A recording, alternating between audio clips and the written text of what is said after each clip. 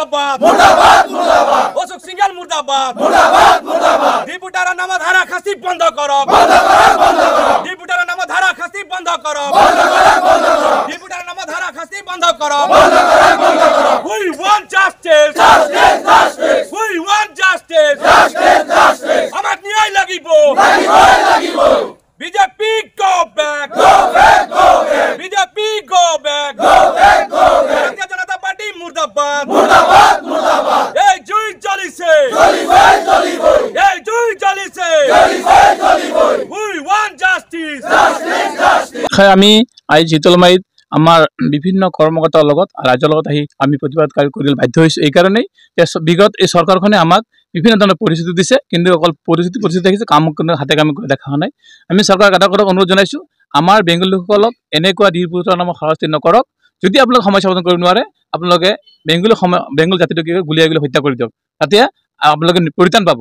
আৰু যদি আপোনালোকে হত্যা নকৰে, আপোনালোকে 2026 চন আহি আছে, 26 চনত গম পাব আপোনালোকৰ গাড়ী উচ্ছেদ কৰিবলৈ বেংগলী সমাজ ৰেডি হৈ আছে। হয়, আজি আমাৰ শোণিতপুৰ জিলাৰ ঢেকিয়াজুলি সমষ্টিৰ আমি শীতলমাৰীত আহি উপস্থিত হৈছোঁ সদৌ অসম বাঙালী যুৱ ছাত্ৰ ফেডাৰেশ্যনৰ কাৰ্যকৰ্তাসকল আৰু ইয়াৰ লগত আমাৰ যি হিন্দু বাঙালীসকল ৰাইজ আমাৰ লগত আছে। কাৰণ সকলোৱে ক্ষোভিত হৈছে, আজি সকলোৱে বুজি পাইছে যে ভাৰতীয় জনতা পাৰ্টিৰ চৰকাৰৰ বিগত ইমান বছৰ ধৰি যি ললিপপ দি আমাৰ হিন্দু বাঙালীসকলক পকেট ভোট হিচাপে ব্যৱহাৰ কৰি আহিছে, ডি ভোটাৰৰ নামত যি জ্বালা যন্ত্ৰণা দি আহিছে। আপোনালোকে মিডিয়ামৰ মাধ্যমে সিদিনা চাইছে যে 22 জুলাই 2025 তাৰিখে BTADত এক নিৰ্বাচন প্ৰচাৰত আমাৰ সন্মানীয় মুখ্যমন্ত্ৰী হিমন্ত বিশ্ব শৰ্মা ডাঙৰীয়াই তেখেতে নিজ মুখেৰে কৈছিল যে গুৰ্খ সম্প্ৰদায়, কোচ ৰাজবংশী আৰু হিন্দু বাঙালীসকলৰ যি ডি ভোটাৰৰ সমস্যা আছে, এই সমস্যা অতি শীঘ্ৰে সমাধান কৰা হ'ব। আৰু তেওঁ নিৰ্দেশনাও জাৰি কৰিছিল বিভিন্ন কাৰ্যালয়ত, DC অফিচ হওক, SP অফিচত, বিভিন্ন তেওঁ ফৰেইন ট্ৰাইব্যুনেল অফিচত তেওঁলোকে নিৰ্দেশনা জাৰি কৰিছিল যে এই ডি ভোটাৰৰ নামত যি হাৰাশাস্তি আছে, যি কেছ চলি আছে, এইবিলাক খাৰিজ কৰিব লাগে।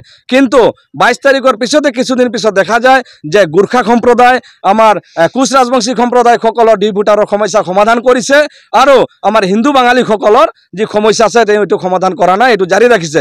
ইয়াৰ পৰা আমি বুজি পাইছোঁ যে তেখেতসকলে হিন্দু বাঙালীসকলক কেৱল হিন্দুৰ চেণ্টিমেণ্ট দেখায়, যে এইটো হিন্দুৰ চৰকাৰ বুলি বাঙালীসকলৰ আৱেগৰ লগত, চেণ্টিমেণ্টৰ লগত যি খেলা খেলিছে, এই খেলা আৰু এতিয়া নচলে। কাৰণ তেওঁলোকে বাৰংবাৰ আমাৰ লগত যিটো জ্বালা যন্ত্ৰণা কৰি আছে, যিটো ঠগবাজি কৰি আছে, যিটো ধকেবাজ তেওঁলোকে কৰি আছে, এইটোৰ কিন্তু লালিপপ আৰু বজাৰত বিক্ৰী নহয়। হিন্দু বাঙালীসকলে এতিয়া জাগিছে, বুজি পাইছে যে আমাৰ সমস্যা যোনে সমাধান কৰিব, আমি তাকেই দিছপুৰৰ গাদীত বহাম। আৰু হিন্দু বাঙালীসকলে যদি ভাৰতীয় জনতা পাৰ্টিৰ গাদীত যদি চৰকাৰ বহাব পাৰিছে, আৰু এই চৰকাৰ এই 26ৰ নিৰ্বাচনৰ পূৰ্বে নমাবলৈ বাধ্য হ'ব যদি আমাৰ সমস্যা সমাধান নকৰে। আজি আমি শীতলমাৰীত উপস্থিত হ'লোঁ। সদৌ অসম বাঙালী যুৱ ছাত্ৰ ফেডাৰেশ্যন শোণিতপুৰ জিলা কমিটিৰ বিষয়ববীয়া আমাৰ কেন্দ্ৰীয় সমিতিৰ উপসভাপতি সায়ন দাস ডাঙৰীয়া আছে। আজি আমি চবেই মিলি শীতলমাৰী আমাৰ যেটো আমাৰ হিন্দু বেংগলী মানুহ আছে, সবৰ লগত আমি আজি গোট খাই আমি যেটো প্ৰতিবাদ কৰি আছোঁ, তাৰ এটাই কাৰণ আমাৰ যেটো ডি ভোটাৰৰ সমস্যা, এই সমস্যাটো সদায় অতি সোনকালে চৰকাৰে যাতে সমাধান কৰে, তাৰ কাৰণে আমি সবে আমাৰ যে প্ৰতিবাদ গণতান্ত্ৰিক আন্দোলন আমি আন্দোলন কৰি আছোঁ আৰু আন্দোলনে কৰি থাকিম। যেতিয়ালৈকে আমাৰ এইটো দাবী মানি নলয়, তেতিয়ালৈকে আমি গণতান্ত্ৰিক আন্দোলন চলাই থাকিম। হয়, আমি সদৌ অসম বাঙালী যুৱ ছাত্ৰ ফেডাৰেশ্যন শোণিতপুৰ জিলা সমিতি বিভিন্ন আঞ্চলিক আজি আমি একগোট খাইছোঁ। আমাৰ এটাই দাবী, আমাৰ এই ডি ভোটাৰ যিটো সমস্যা আছে, এইটো অতি সোনকালে সমাধান হ'ব লাগে, নহ'লে আমি এই চৰকাৰক নিপাত কৰিম, এইটোৱে আমাৰ দাবী।